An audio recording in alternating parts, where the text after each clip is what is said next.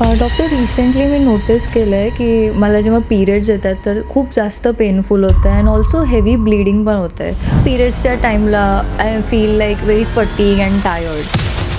It could be endometriosis.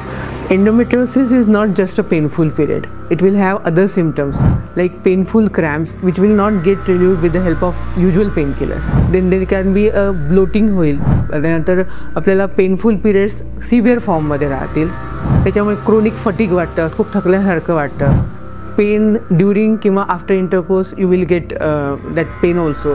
आणि मग नंतर कधी कधी पेशंटला काही काही जे इन्फर्टाईल पेशंट्स आहे म्हणजे ज्यांना बाळ होत नाही त्याचं one of the reason can be endometriosis. तू बेटा या सिम्पटमसाठी आली ते खूप बरं केलं. आपण काही एक्झामिनेशन करणार जसं की तुझं गायनॅक एक्झामिनेशन करू, अल्ट्रासाऊंड किंवा जरूरत असेल तर MRI करू आणि कधी कधी काही वेळेस जर जास्त प्रमाणात असेल तर आपल्याला लॅप्रोस्कोपीसारखी एक छोटीशी प्रोसिजर करावी लागेल. तू खूप चांगलं केलं आली माझ्याकडे कारण की हा सध्या इश्यू खूप बर्निंग आहे आणि जर आपण लवकर डिटेक्ट केलं आणि त्याची ट्रीटमेंट केली तर आपण पुढचे कॉम्प्लिकेशन आपण प्रिव्हेंट करू शकतो.